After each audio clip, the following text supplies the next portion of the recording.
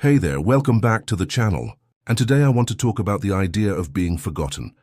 We've probably all felt this way at some point in our lives, where we feel like maybe those who are supposed to love us, care for us, or have our best interests at heart perhaps have actually forgotten about us.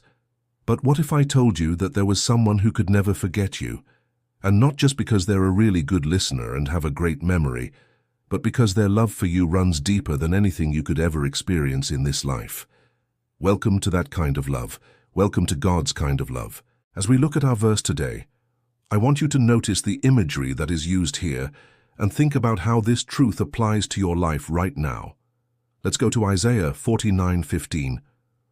Can a mother forget the pains of childbirth and have no compassion on the child she has borne? Though they are very dear to her, yet she may forget. But I will never forget you. So you might read this passage and think, well, wait a minute. God compares himself to a mother. What's wrong with that? Well, nothing. Except for the fact that sometimes moms forget stuff. Like one time my mom forgot to pick me up from practice, and I waited and finally called her, and she said, "I'm so sorry, honey.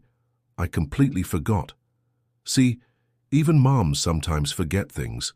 But then the author of Isaiah says something that makes this comparison even more interesting. He says, though they are very dear to her, yet she may forget, but I will never forget you. So he sets up this contrast between a mother's love and God's love, saying that God's love is superior to even the strongest earthly bond. Think about that for a moment. There's nothing more natural in this world than the love between a mother and a child. You see these incredible bonds between mothers and their kids. It's so beautiful to see. The greatest man-made structure pales in comparison to the fortress built by a mother's love. Nothing can withstand that kind of fierce, devoted commitment. And yet here, the author of Isaiah tells us that God's love for us is greater than that. So if God's love is greater than a mother's love for her child, if his devotion to us is more intense than the strongest bond this world has ever known, then this means that when we feel forgotten, when we feel like maybe he's not listening or doesn't care, we can rest in the knowledge that this feeling of being forgotten is an impossibility when it comes to God. And this isn't just some fleeting feeling that will pass. This is an eternal truth. So let's keep going and see exactly how deeply God feels about us being forgotten. Notice what it says here. Forget us not. I am your servant. So here we see another side to this picture, the side of the servant. While the first part of this verse emphasizes the paternal side of this relationship, this part brings in the more relational aspect of it. When David wrote Psalm 137, he found himself and his people enslaved in Babylon. They cried out to God, asking him to remember them and bring them home. And in that psalm, David reminds God, "Do not forget the words of the mouth of the foreigners, which they have spoken against you in the midst of many peoples. All your enemies say, 'Where is the Lord your God?' Let him be known among the nations." Here we see a different aspect of this picture. God isn't just a father, he's also the God of Abraham, Isaac, and Jacob. He's the God of Israel. He's got a name, and he wants to be known by that name. And the way we accomplish this is by allowing the knowledge of him to spread throughout the earth, letting the nations know who he is and what he's done. In essence, we're meant to be God's mouthpiece. We're meant to speak his words. And when we do that, we become the ones who don't forget God, because when we speak his words, we become vessels through which his voice rings out into the world. In this way, we fulfill our purpose and we make sure that God is never forgotten. Now, the third thing I want you to notice is this. For your hand is great and mighty, and your law is forever and ever. Notice how the psalmist ties God's greatness to his faithfulness. The two are inseparable. God isn't just big and powerful and has a mic drop. No, he doesn't just show up once and then disappear. Instead, the psalmist reminds us that God's law is forever and ever. He is faithful to his word, and we can count on him to always keep his promises. This truth is like an anchor for our faith.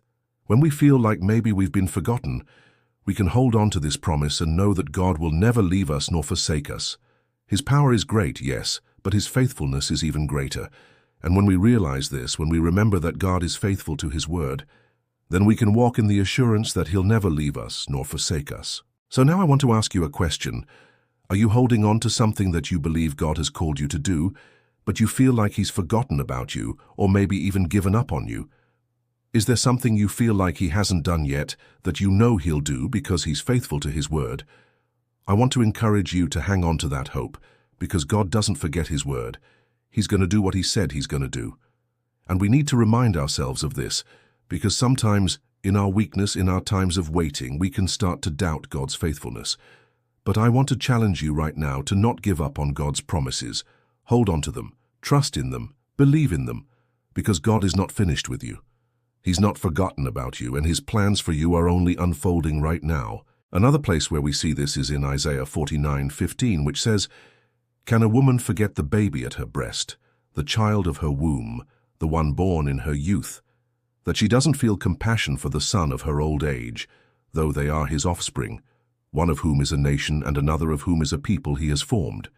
So once again, the author of Isaiah uses a comparison to help us understand God's heart toward us. This time he draws a parallel between a mother forgetting her children. Now I know that sounds ridiculous. If you're a mum, you can't even imagine forgetting your own kids. But he goes further and reminds us that these aren't just any kids. These are the ones that she carried in her womb. These are the ones she nursed at her breast. These are the ones she brought into the world. And even still, despite such a deep connection, the author asks, can a mother forget? Now, obviously, the answer to this question is yes. Moms can forget things, moms can be tired, moms can get distracted, but then he reminds us of something even more important. Despite the fact that moms can forget, God doesn't forget. In fact, he says, "My people he has formed." When it comes to God, there's a depth of connection that goes beyond anything we can fathom. He doesn't just know us, he's actively involved in the creation of our character. He's molding us, shaping us, and he's not giving up on us. No matter what happens, no matter how far we stray, no matter how lost we feel, God is working to bring us back. He's not forgotten about us, and he's certainly not going to stop trying to reach us. Now look at verse 17. "Thus says the Lord, if I didn't establish day and night, the offspring of Levi shall not be day and night before me, the offspring of Abraham, Isaac, and Jacob, for I will restore their fortunes and have mercy on them." Once again, the author of Isaiah ties his faithfulness to the law, which means that everything he has promised, everything he has said, he's going to do. He's going to restore their fortunes. He's going to have mercy on them, and you can rest assured that he's going to do the same for you. The bottom line is this: God is not finished with you, he's not forgotten about you, and he's not going to stop pursuing you until he sees the work of his hands completed in your life. I want you to look down here at verse 18. "Sing, O heavens, and rejoice, O earth, for the Lord has redeemed Jacob.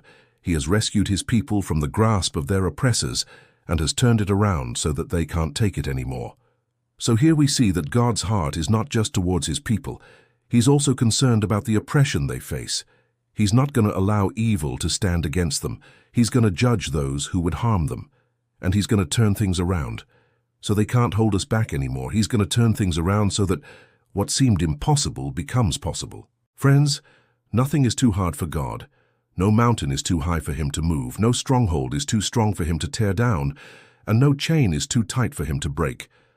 God is in the business of turning things around, of making the impossible possible, and he's going to do this for you. So don't let the enemy lie to you and tell you that you've been forgotten. No, you are not forgotten. You are not alone. And you are deeply loved by a God who is faithful to his word and is working on your behalf. Right now, he's fighting for you. He's standing up for you. And he's coming after everything that would try to hold you back. You are not forgotten. My friends, you are deeply known, eternally loved, and forever held close in the palm of his hand. Well, that's it for today's message. I hope this blessed you and helped you see that you are not forgotten. Hey, if you like this video, don't forget to hit the like button, subscribe to our channel, and share this video with a friend. Thanks for watching. We'll see you next time.